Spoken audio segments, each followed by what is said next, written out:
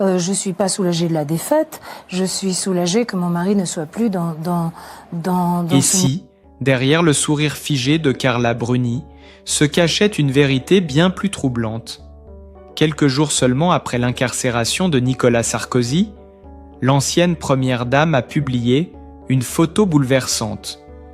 Une image douce en apparence, mais qui, à y regarder de plus près, dit tout de la douleur, de la nostalgie et peut-être même de la colère silencieuse d'une femme face à la chute de son mari. Et si cette photo n'était pas qu'un simple hommage, mais un cri silencieux, Carla Bruni, habituée au projecteur, à la maîtrise de son image, n'a rien laissé au hasard. Sur son compte Instagram, elle publie un cliché doux, presque mélancolique.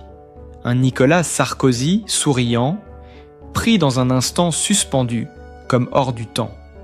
Une image en apparence anodine, mais dont la symbolique glace.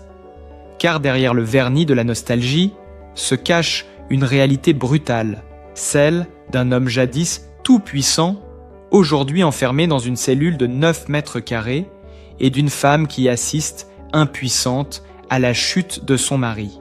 Ce n'est pas une photo d'amour, ni même de tristesse. C'est une photo de survie. Un moyen pour Carla Bruni de reprendre la main sur un récit qui lui échappe. En la partageant, elle ne cherche pas la compassion du public. Elle réaffirme son pouvoir, celui de modeler la perception, de transformer le drame en émotion maîtrisée. Une ex-première dame, ancienne icône de mode, femme de caractère et de lumière, face à la brutalité du réel. Elle choisit l'esthétique plutôt que le pathétique, le symbole plutôt que la plainte. Mais dans le regard de Nicolas Sarkozy, fixé sur cette image, on perçoit autre chose. Une fatigue, une forme d'abandon, peut-être même une résignation. Car la prison de la santé n'a rien de symbolique. C'est une réalité nue, presque crue. L'ancien président y purge sa peine dans des conditions qu'il a lui-même souhaitées. J'ai interdit à mes avocats de requérir le moindre traitement de faveur, avait-il déclaré à Paris Match, juste avant d'être incarcéré. Une phrase qui sonne comme une ultime tentative de dignité, d'honneur préservé. Mais la réalité carcérale, elle, ne se plie à aucun prestige.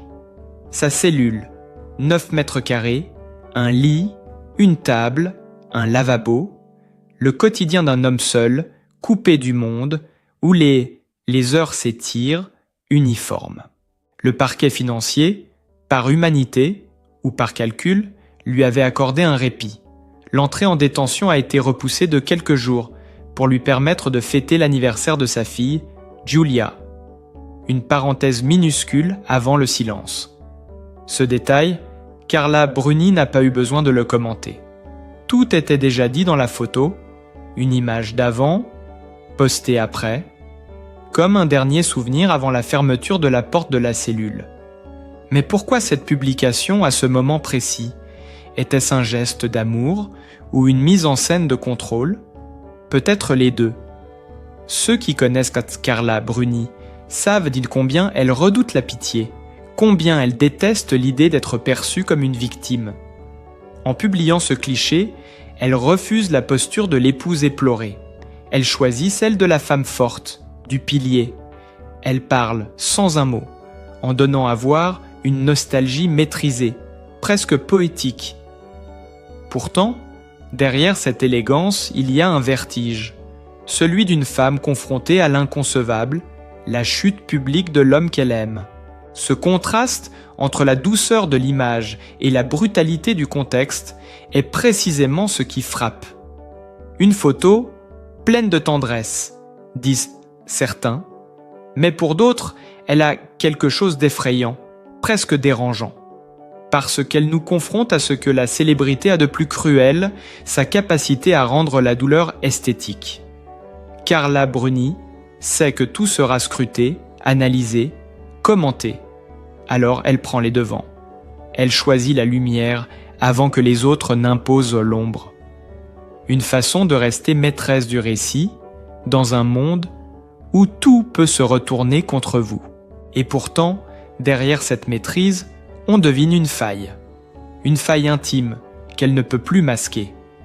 Dans ses interviews récentes, Carla Bruni parlait encore de son mari avec admiration et humour. Mais cette fois, son silence est plus éloquent que n'importe quelle déclaration. Ce cliché, c'est son langage secret. Il dit l'absence, la peur, mais aussi la fidélité. « Je me reposerai quand les animaux seront tranquilles », disait Brigitte Bardot. Carla, elle, semble dire « Je tiendrai bon tant qu'il sera enfermé ». L'image, publiée après le premier week-end d'incarcération, arrive comme une réponse muette à la violence du monde extérieur. Les tabloïds se déchaînent, les commentateurs s'en donnent à cœur joie, les opposants jubilent. Et au milieu du tumulte, elle choisit la retenue.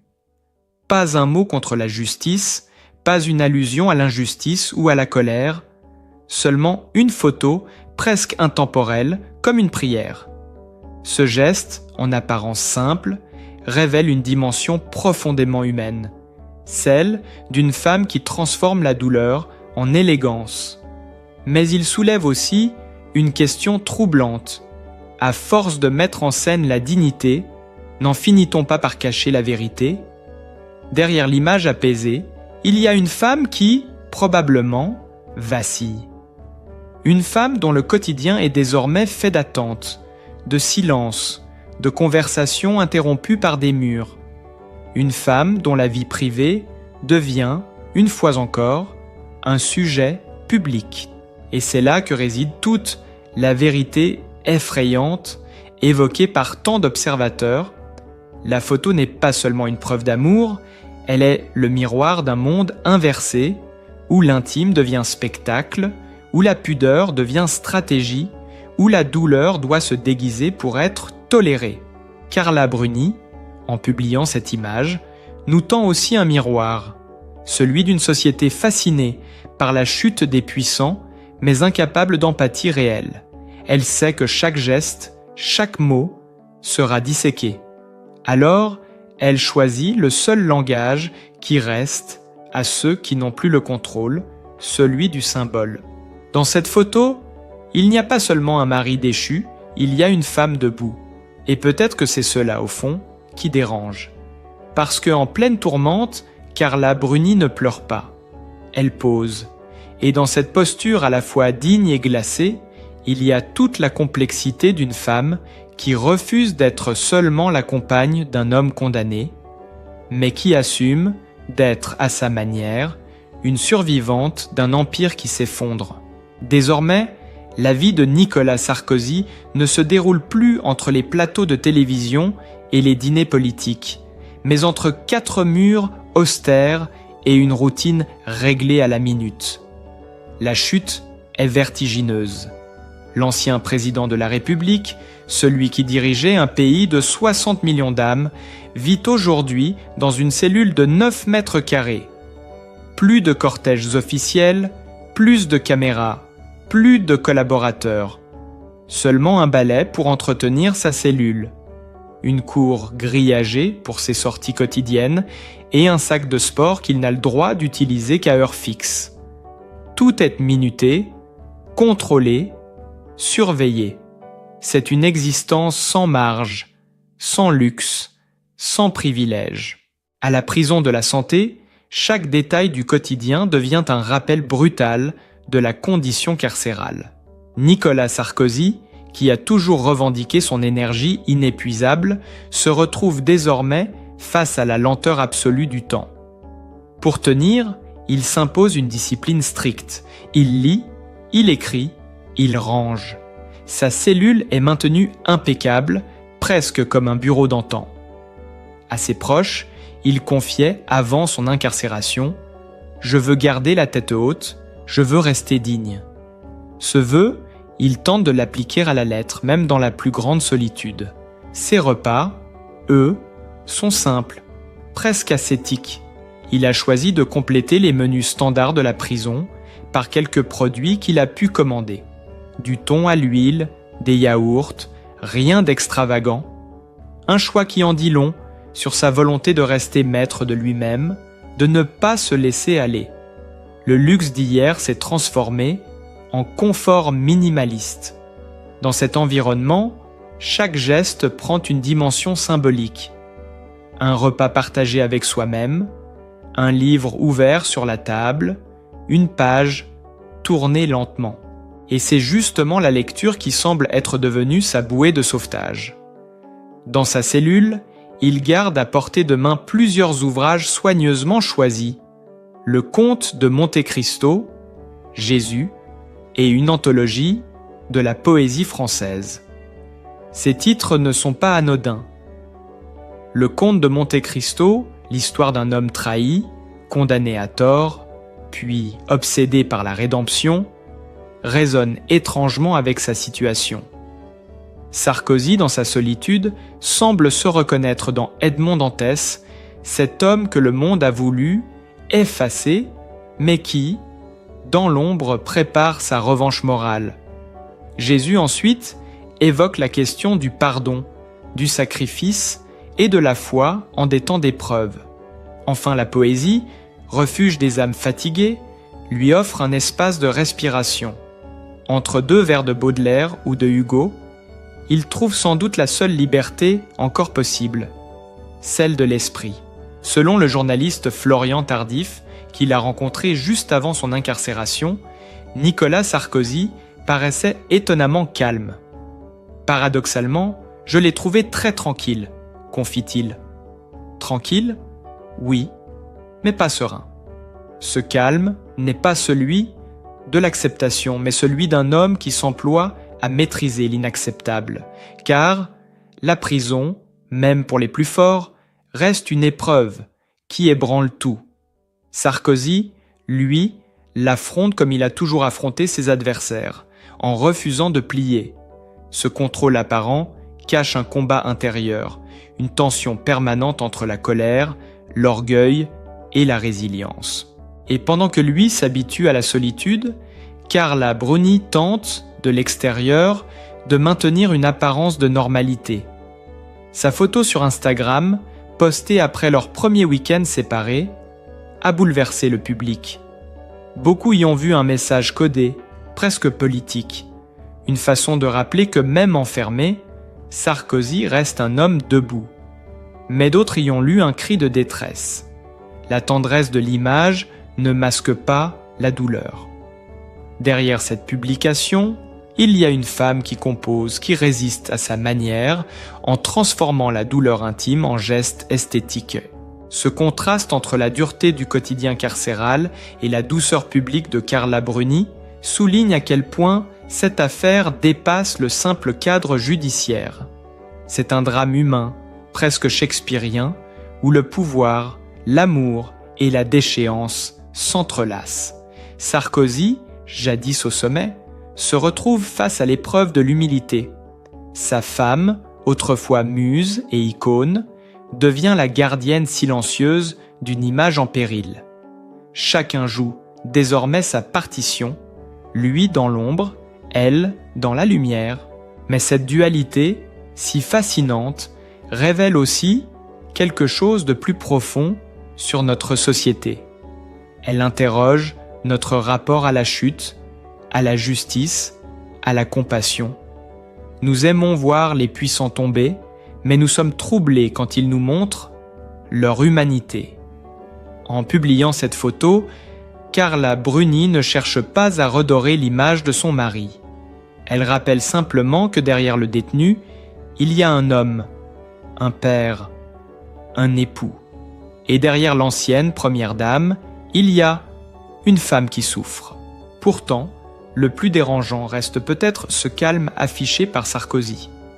Dans un monde où tout se vit à travers l'émotion et la colère, son attitude presque stoïque intrigue. Est-ce de la force ou une façade ?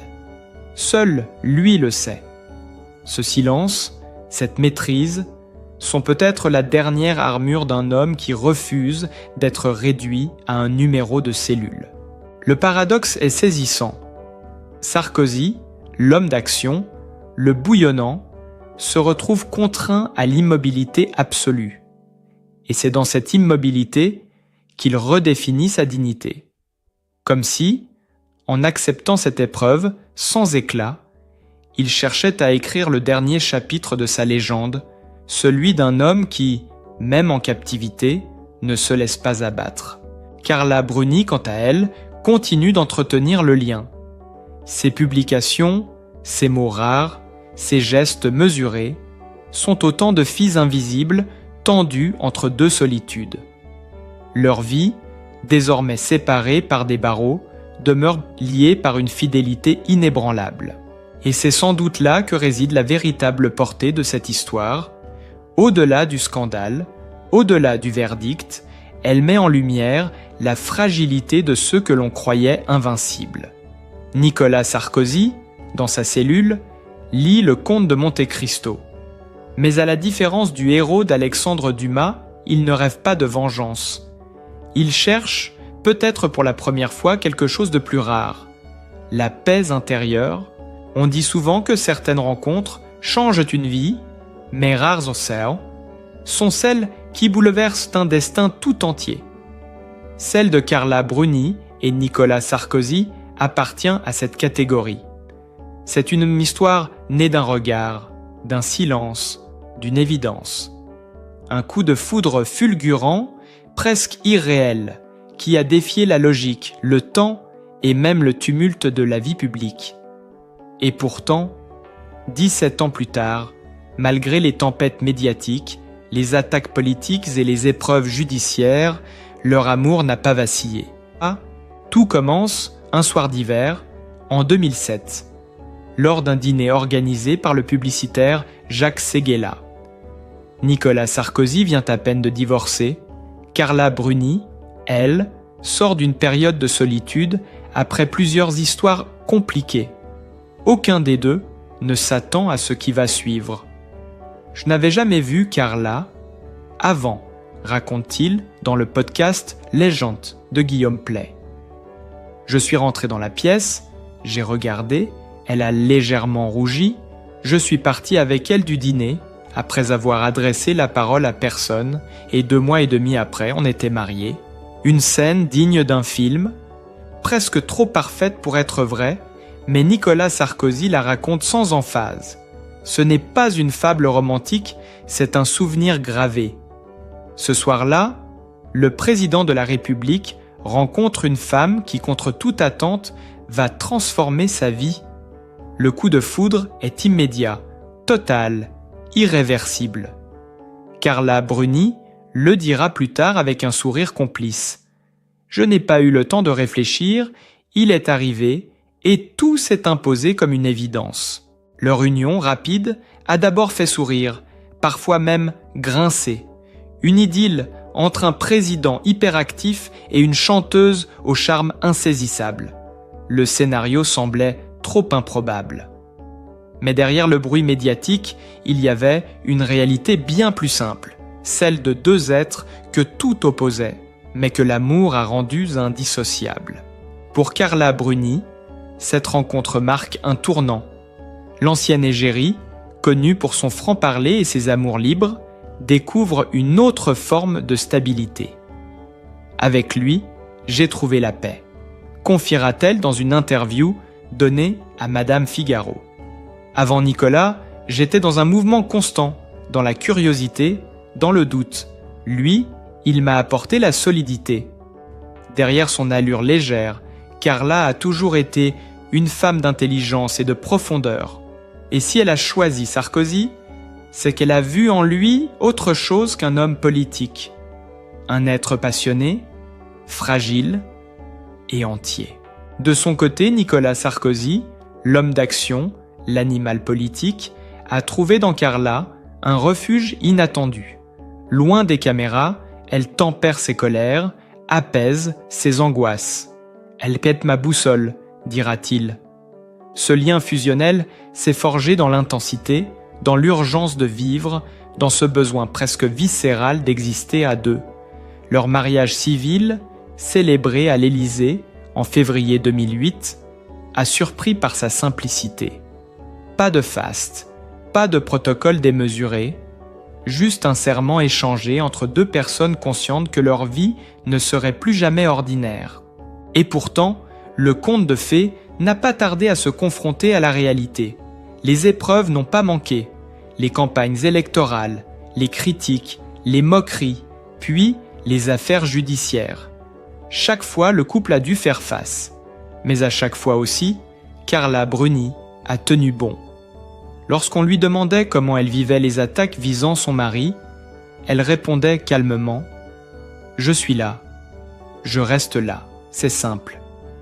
Derrière ces mots, une force tranquille, une fidélité rare dans un monde où tout se délite vite. Cette constance, ce refus de céder à la pression, ont renforcé leur lien. Au fil des ans, Carla est devenue plus qu'une épouse. Elle est devenue le symbole de la résistance intime. Quand Sarkozy chancelle, elle s'ancre. Quand il s'emporte, elle adoucit. Quand il s'effondre, elle tient. Leur relation, faite d'opposés qui s'attirent, repose sur un équilibre fragile mais indestructible. La fusion de deux tempéraments puissants qui se complètent au lieu de s'annuler. Et c'est sans doute ce paradoxe qui fascine encore. Comment un homme aussi cérébral, aussi énergique, a-t-il pu s'abandonner à une relation guidée par le cœur? Comment une femme aussi libre, aussi imprévisible, a-t-elle pu trouver sa place auprès d'un président, sous le feu constant des projecteurs? La réponse tient peut-être dans cette phrase que Carla Bruni a prononcée un jour: « On est unis par la partie sensible de nous-mêmes. » Aujourd'hui encore, leur amour résiste à tout. 17 ans après ce dîner décisif, ils apparaissent côte à côte, plus soudés que jamais. Les tempêtes politiques ont laissé des traces. Les années ont creusé des rides, mais leur complicité demeure intacte. Elle, l'artiste au regard feutré, lui, l'homme de pouvoir au verbe tranchant, ont appris à s'aimer sans se juger. Ils ont bâti un monde à deux, loin du tumulte, entre la musique et la mémoire des combats. Et c'est peut-être là que se trouve le véritable sommet de leur histoire, dans cette fidélité inébranlable, dans cette capacité à transformer les chutes en force.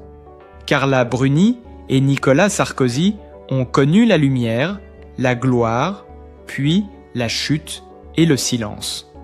Mais ils ont survécu ensemble. Leur couple, d'abord moqué, est devenu un repère, presque un symbole d'endurance dans un monde où tout passe.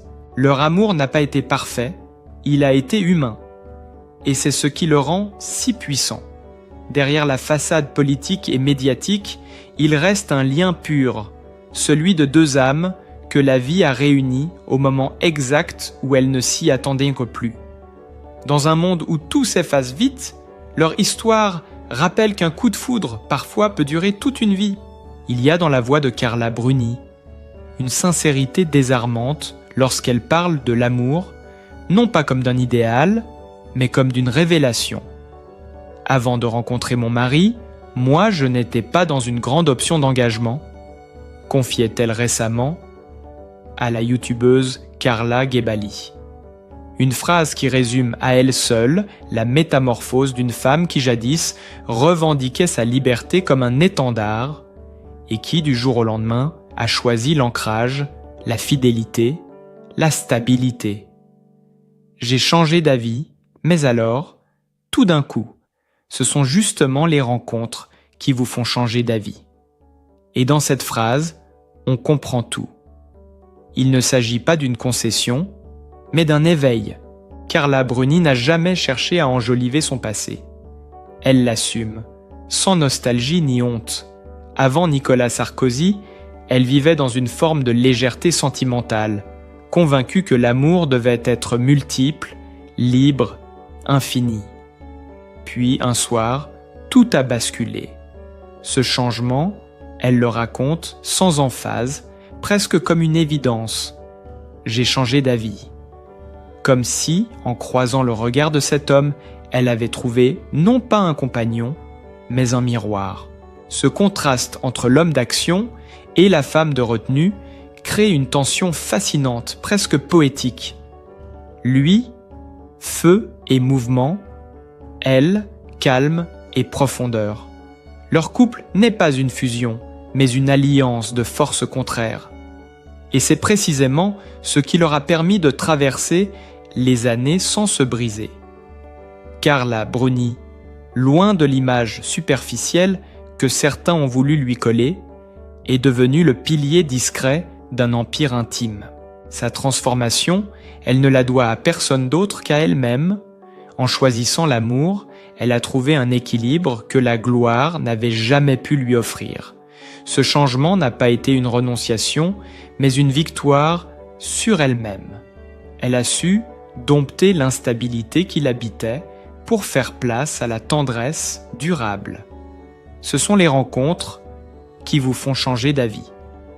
Cette phrase, prononcée avec calme, est peut-être la plus belle définition de l'amour mature. Celui qui transforme sans détruire, qui éclaire sans aveugler. Et si, au fond, l'histoire de Carla Bruni et Nicolas Sarkozy n'était pas celle d'un conte de fées, mais celle d'un apprentissage.